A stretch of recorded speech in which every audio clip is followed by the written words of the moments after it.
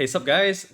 This is Arthur, and we have got Dev today. This is my first time doing podcast. It's called Connecting the Dots. So it's just me wanting to connect with pro players and tell you guys all about them. So, Dev, welcome to my first podcast. Thanks for coming. Hi, glad to be here. Yeah, so obviously yesterday you guys just came off a very big victory. Honestly, I feel like me and Polo, we were watching the Discord and then we were like cheering for you, so happy for you. So how do you feel right now? I feel okay. I mean, I'm just glad that we made it. Yeah. I mean, it's the first TI for you in 8 years of a career, right? Uh, According to Ponlo, your fanboy. yeah. I mean, it's definitely the single biggest accomplishment for me so far, I think. Is that personally totally expected for you once you join Fnatic? Do you know that you are already going to have the best shot of making to TI? I think. I don't think we expected to really make it like outright. As in, we know that we have the ability to win any team, but I don't think we really like outright expected us to like just like win. Like easily or something. Yeah, because from the games, you definitely see like most of the games are very damn close. Especially the one versus Omega. Were you guys a little bit surprised that Omega were managed to force you guys to such a tight situation? I think that was like the very first day, right? Yep. Well, to be honest, I mean, I think at the start we really didn't play like very well, and like our draft was still like, we were still like developing the draft, and it's like it's not really like we had a very clear idea of what's good and what's like not that good. Mm. And yeah, like even the very first game against Omega, it was like kind of shaky, right? Like the early game was like super rough, but we managed to turn it around. Yeah, I guess for a strong team is the ability for you guys to keep learning and keep adjusting. So I would say I'll just say that you guys look strong, but definitely not dominant since all very dominant since all the games are so tight. So I want to ask how were you feeling and also how were your team feeling before you guys started the BO5 against TNC? I mean, before the BO5, we already 2-0 them, right? Yeah. So we already know that we definitely can win them. It's just how hard it would be. Mm, And before the BO5 started, I think we were pretty like confident. Like I mean, we weren't like very cocky or anything. Like we were just like confident, and we just wanted to like play well. I see. Yeah, TNC is definitely a very respectable opponent. I think the game itself tells that already. How were you guys doing your preparation before the game versus TNC? Like, mentally or in terms of game wise? Uh, I mean, before, during the TNC versus Boom series, like we were discussing the picks, and we were like trying to tell ourselves like, it's like a BO5, it's gonna be a long series, and like, like the stakes are high, but we should not be pressured, and we should just play to win. Yeah, stuff like that. I see, I see. Yeah, that's really good to know. Because for Fnatic, I think you guys haven't missed a single TI ever since TI3. So it's glad to know that you guys weren't playing with so much pressure. So, talking about pressure, what about it when it was down when you guys were down 0-2? Can you tell me a little bit how was the atmosphere in the team, and most importantly, how do you personally feel during that time? I think for the team as a whole, mm, I don't think the atmosphere was bad at all. Actually, the atmosphere was pretty good throughout the series. Like even though we were down 0-2, but it's like the second game. Actually, we kind of had it already, Mm-hmm. but we went high ground and then we threw, and then like, I think we were more upset that we knew that we were the better team, but then it's like we just gave them the game. And for me personally, I felt pressure. I mean, I think there's definitely a little bit of pressure when you're like down 0-2, right? Mm-hmm. But I think for me, I think there was definitely more pressure when I had to play the Pango in the third game. Oh yeah, that was it. Yeah. Okay, speaking of the Pango, I really want to ask: was it your idea or was it Jab's idea?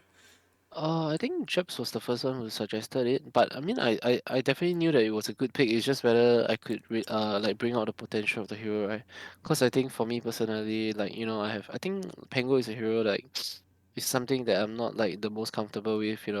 like I know I can play it, but it's like I think for a long time, like even people around me, they say that Pango is like not my type of hero.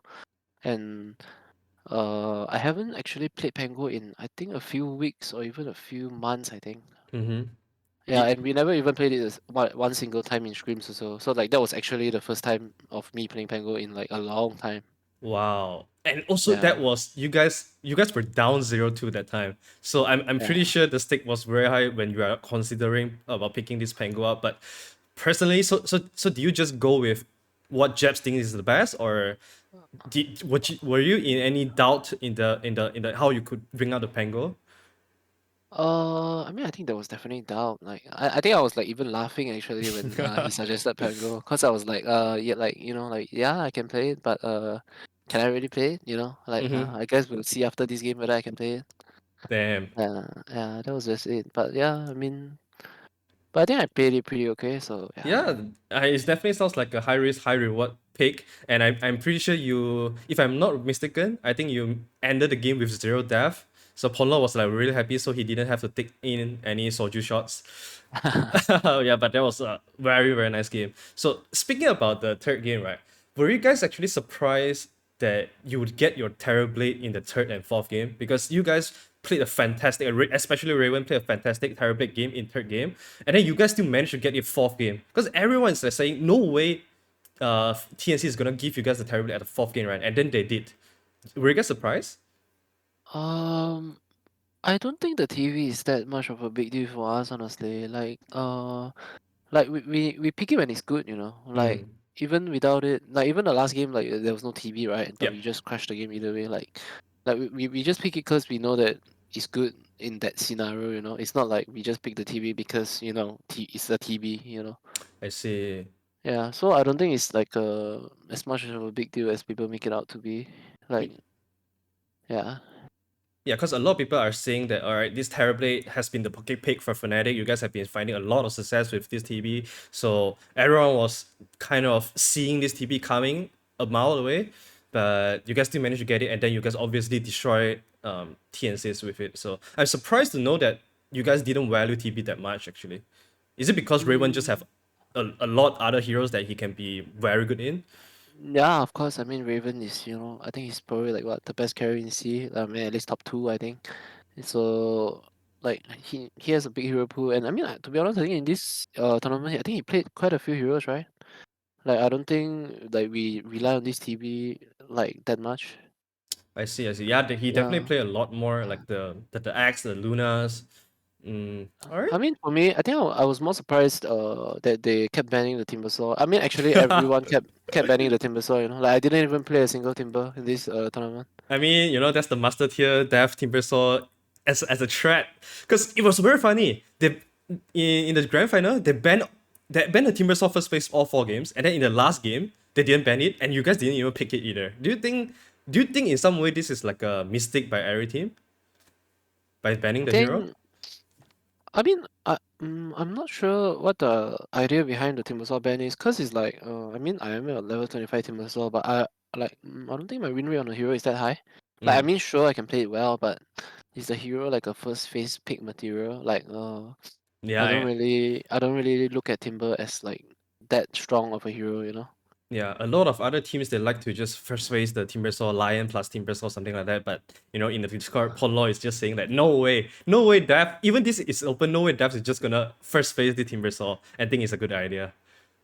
Yeah, I think different teams look at it differently. So it's like, but I think just for me, I don't really like look at the Timber as like this kind of hero. Mm. Yeah, and I mean, clearly they thought that the Timber was more of a problem than the TB. So yeah. Yeah, sadly they are pretty wrong about it. But but anyway, so in these last 3 months, you have played with Neon, you have played with Fnatic. Obviously, your time with Neon wasn't that long. But how would you compare your experience in these two teams? Experience.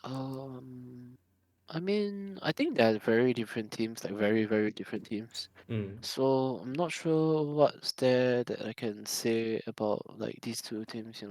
Mm. All right. I Yeah. think that's fair. I think that's fair. I I think mean, they're I just think very different. I think both teams like they have great players, and I mean they just function quite differently. I think like Mm. even just the way they play and stuff. Yeah. Mm. Recently, there's a podcast with 23 Savage, and then he mentioned something like in T1 right now they are like playing brother Dota, friendship Dota, and then back then when he was in Fnatic, it's more like a very corporate work culture. Do you think you can resonate to that, or do you think it's a little bit different now compared to what Savage has been experiencing last time? I mean, honestly, I don't think I can give a very informed opinion about like um this because I mean I only played with Neon for what a week. Mm. So I mean I can't really say that I know like how exactly it is, because I mean I think you need a long time to really know how a team really is, right? Yeah. Like even Fnatic, I think I've been in Fnatic like less than a month, I think. Mm. But I mean I have no issues with like both teams, like how they really operate. Like I think different teams just like work differently, I don't think there's like a right or wrong or good or bad. That's true. I mean, as long as you guys perform at the very end, get the qualifier slot, I think everything just Yeah. seems right, right, right for now. Yeah, I mean the world is just like that, right? If you win, you're right. So yeah. Exactly. Yeah. So, all right. Speaking about working on Fnatic, can you tell us a little bit more about your teammates, your each of your teammate? Because I believe this is your first time working with every one of them, right? Raven, Trent, Jabs, and Uh, DJ, even Sambi. yep, correct. Uh, a little bit. Yeah, we can start with Mm, Raven first, maybe. From Raven. from one to yeah, from one, two, three, four, I five, lah. think Raven is like, I think he's a fucking clown, man. Like, he's like in game he's really serious, but outside of game he's like a clown. I think. He's just very Like, funny. Uh, I think he likes to like joke around, but he's not like a how do I say? Not in a like a what do you call it? Like an extrovert kind of way, He's like a very like introvert. I feel like he's like a introverted kind of like he just I don't know how to explain it, but he's just funny, Like Mm. It's really hard to yeah. relate, because if you look at Raven in game, right, like he's just so solid, and you would thought that maybe he's like a very serious person in real life. I mean, I think I mean in game he's definitely serious. Like he does not like joke around like much. I think, Mm. but outside of game, yeah, it's quite different. Yeah. Mm. All right. How about Xuan? Because a lot of people, obviously, I feel like being the mid player of Fnatic is always very stressful. You can tell, by Nana's or Moon's previous experience. So do you think Xuan is like always very high pressure since he just switched back to post two from post three? How do you think about him actually? I think there's definitely been a lot of pressure on him, and I think I think it's like credits to him. He exceeded all expectations. I think even from everyone in the team, like he Mm. played so well in this tournament, and it's like I think we have no complaints about him at all. Like how he played, and Mm. as a person, I mean, I think he's just another joker, Like him and Raven are like the two clowns. I think. Yeah, I think. Like Sorry, keep going. No, it's just like they they are like they are always like the ones joking around, Mm. and yeah, Do, yep. do you think do you think having like funny and joking people in the team actually helps you guys, especially when you guys are down 0-2? Sure, but I mean, I think it's just a good balance, you need like a few of these people in the team to make things like nicer, like the atmosphere. Mm. Yeah. All right, so we talked about post one, post two. How about the post four jabs? What's the biggest? Are you very impressed with him? Because I heard that Jabs is also taking over the band pick role right now. Yeah, I mean, I think he's definitely doing a good job. Like, how do I describe him? I think he's really focused. Mm. I think that's the word I would use to describe him. I feel like in this 1 month he has been like probably the most like focused guy, and I think he's like taking over the leadership role right in Mm. the team, and I think he's doing a good job. Yeah. Yeah, that is very good to hear because you and him, you guys are the duos in the lane as well. So I'm sure if there's one guy that you are most close with, is probably Jabs, right? Because you guys have to talk about so many things, about the picks, about how you guys lane. Is there Um. anything that you think you learn a lot from him, Learn a lot from him. or I you or can't. him learning from you? I'm not sure about that. I mean, I can't really think of anything right now, but I mean, I think we definitely like I definitely learn from him like in terms of game like he makes a lot of like calls in game and yeah. I see. All right, we are down to DJ God. I mean, a lot of people are saying, DJ, he's the best post for in C still, and then people always look at Fnatic whenever Fnatic is having a rough game. People will just say that, right, DJ is still the four, but obviously in this qualifier, he definitely shine as a post five as well as he always do. So, what do you think about DJ? DJ, I think he's such a good teammate. Mm, Like there, I don't think there has been like a single time where he like had a like express any like negativity, you know. mm, Like I don't think he has ever like expressed any like frustration or like like he's just like the nicest guy I think. wow. And in terms of gameplay also, like yeah, I mean I think he's like super on point. Like he always like says very like good things, about the game. And I mean I think he's like the most experienced, right, in the team. Like he's been Yeah. in Fnatic for like forever or something. Yeah, I So think it's at least like 6 to 7 years. It's actually pretty crazy. yeah. So yeah. All right. So if you were forced to choose one favorite teammate out of them, including Sambi, of course, including Eric too, the manager, who would you actually choose as your favorite teammate? I'll say DJ easily, I think. Mm. All right. Yeah, it's just the perfect post fight that you can find, right? Just calm, and he's always solid. You know that he's the most experienced one, and he's always the one most PMA. Never really Yeah. express negativity. He's That just so nice. Yeah, he's so reliable and dependable and nice, he's just nice. Yeah. Yeah. All right. So, okay. You talk about your time in Fnatic. It has been less than 1 month. Yep. Um, but how is there any differences that you would say uh, from how Fnatic is doing things compared to any other teams that you have been with before? Because right now, I would say Fnatic is probably the strongest team that you have ever been on, right? Would you say so? Yeah, for sure, for sure. Mm, Differently. Do they do anything differently? I mean, I don't think they necessarily do anything differently. Like we scream, we talk about the games, we practice. Like, I don't think it's like necessarily very much different from any other teams. that everyone is just way better than everyone else. That's why it makes things very easy, right? Yep, I would say so. Yeah, like everyone just has a better idea of how to play, and we talk about things, and Mm, yeah. I see. Okay, so another question. I asked about your favorite teammate in Fnatic, but who would you give the MVP to of this successful qualifier run? Oh, so hard, man. I Of think it's course, you so can give it hard. to yourself also. Nah, I mean, I think out of everyone, I'm definitely not the person I would give it to. Like, I think everyone is the MVP in a way, Mm, like Chen, like he played, like, I think he really exceeded all expectations and he played so well, like in a sense, like, like mm. that, like he really deserves it, I think. But it's like Raven, how can you not give him the fucking MVP?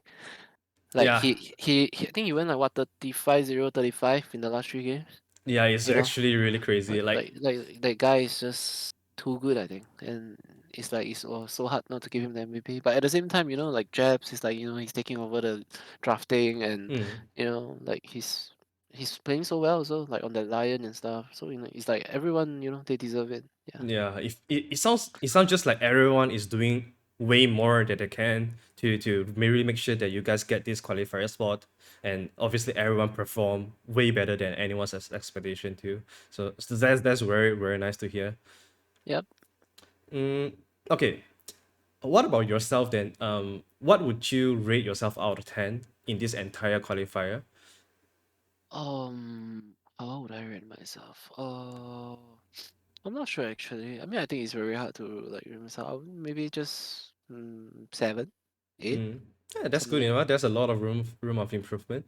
So if I were to, be very very picky, okay, Mm-hmm. um, what do you think is your biggest maybe room of improvement or even weakness here that you are looking to work on before you guys go into TI? Is that particular thing? Individually? Yeah, for yourself. Um, mm, uh, That's hard, I think. Maybe I think I would say it's the hero pick, I think. Mm. Like I think in all 5 games I was the last pick, right? If I'm not wrong. Yeah. Yeah, so it's like the first 2 games, like the LC pick. I'm not sure if that was the best pick, because actually, I think we were discussing, what was I gonna say? Like, cause we banned the Bat Rider, right? Mm. But we already knew that we kind of wanted LC. Mm. So I felt I actually said that maybe we can just ban the Ursa instead, and if we want to go to LC, since Bat wouldn't be much of a problem. Yeah. And I felt like maybe if I was like more insistent on it, Mm. maybe the game would have gone better or something. And then the second game, even the DK pick, Yeah. uh like I'm not sure if that was the best pick. Mm. Like I mean, like sure we could have won, but just like individually, I'm not sure if that was like the hero. Mm. Yeah. So so it's like if you were to ask me what I can work on, I think it's like I need to understand better what my lineup needs, and what I Mm. can really pick to have the max impact of the game. Yeah. Yeah, that's really good to hear. Because you also mentioned almost in the grand finals, almost all five last picks were picked for you. So I think this is one of your favorite way of playing the game, right? Because in the previous one, it almost always it's always like that as well. It's the best way to enable yourself. So do you think is this something that you asked for, or is that Fnatic also realized that okay, this is the best way we can enable Death from his potential, so let's just give him that. So how was the Uh, decision come along? no, I mean I didn't. I definitely didn't like ask for like last pick Mm. every game or something. And actually, how do I say? I think having the last pick in the game, it actually sometimes it's not really a good thing. Like when we are first pick, and then I'm not like the overall last pick. I'm like Yeah. the 23. Yeah. So it's like we actually have to pick the more important hero that doesn't get banned out on the 18. Mm. Mm. So it's like I'm just like kind of like trying to pick whatever is left that's not banned. Like so it's like in a sense like sometimes the 23 is not really Yeah. like the best pick in a sense. Yeah. You still have to blind pick into this game. The Yeah, last so it's pick. like usually like the 18 is the more important one, Yeah. cause it like we don't want the hero to get banned. So it's like I end up picking this Pango and stuff. Mm. And yeah, so it's like I don't- like I definitely didn't like ask for it. Like I think it's just so happens that the draft is like going in this direction. Yeah, that's true because a lot of time I feel like you also get your gotcha last pick like the Slada versus Lifestealer, and then you absolutely crush the lane, and then some other times your Tide Hunter is also solid, super solid as well. I think a lot of credit needs to go for Jabs as well, right? Because he was always like drafting so well in the sequence that everyone will almost always get one of the best pick in the game for individually. Do you think Jebs is being a very good drafter right now because he just since he just switched to the role? For sure, I think he's definitely doing like a great job. I think, and it's like I mean, it's even more impressive that I think it's only recently that he took over, right? Mm. And like I think being a drafter is like so hard sometimes. Like there are games where everyone has like so many opinions, and we take like a longest time to like decide the pick, and sometimes the opinions are like just so split that it's hard to like come to a consensus. Yeah. And then he has to decide, and like but I think like moments like this, he's like it's like he listens, but he's still like firm on his own opinion. Yeah. That's And probably I the think the best or the most important value that you need to have as yeah, a drafter, right? and he never ever like panics. Mm. I don't think I've ever seen him like panic pick something, or like just like panic in general. Like he's just really focused, I think, which is really really great. Yeah, I think this is gonna be a very important value that you guys can bring into TI that would really benefit you guys a lot. Anyway, we talk about Fnatic already, so let's talk a little bit about before Fnatic. So I'm sure you have received some other offers before Fnatic.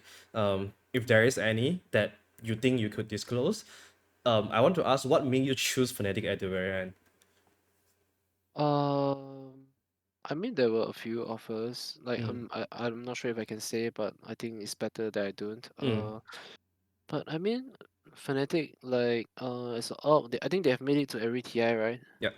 So like for a few years now, and I think on paper they do have like some of the best players, right? Like Raven, DJ, Mm, and yeah, I mean at the end of the day, I have to choose like who I think is like the better team, right? mm. And yep, so Yeah, I see. I mean, Fnatic definitely they have the best players in C. You know, at least not if not the best, then at least it's top three or top two. So I guess it's just a is it just probably not a very difficult decision for you to make, right? Just looking at Fnatic and what did they have? yeah, I mean barring like other circumstances, like I think it's not a hard decision. Mm. Anyway, do you think joining Fnatic opens a new world of perspective to you? Like, oh damn, working with a tier one or with tier one players is actually the feeling is actually like that. Do you have any surprises or anything like that? Not really. I don't think there's been any real surprises. I think uh I already know like this like I'm gonna be playing with some great players, Mm. and yeah, like I already kind of know what I'm in for. Like I don't think there were any real surprises. Okay. Okay. I think that's really good to hear from you, and also of course from what you have experienced in Fnatic as well. I think I don't want to keep you for too long because I know you are going for dinner with your fanboy Ponlo. So so last question. Um, Sure. this is your first ever TI in 8 years, and I know that your boy Ponlo and all the fans out there are super excited for you. But I want to ask you yourself personally, what are the things that you are most excited about going to TI? Most excited about going to TI. Um, I think it's just playing the games. I think like I think as a Dota player, when you get to play some really close and like important games, like that's like what you play, right? Yeah, especially at the And main stage, right? I have you started imagining yourself on this main stage? nah, I mean I don't really like do that kind of thing, but yeah, I just wanna like play some good games, That's all. All right. Okay. Any expectation in TI? Not really. I think no expectations. All right. I guess this is a very good start to going to a tournament, right? So because the expectation always comes with pressure as well. So it's just one game at a time for you guys. Yep, I mean we just try to play our best. That's all. Okay. Okay, I think that's all for us then. Thank you, Dad, for coming in to join me with my first ever podcast. I appreciate so much, and big congratulations to you and the team again, especially to you, Dad. Sure. Thanks. Okay, thank you. Bye bye. Bye bye.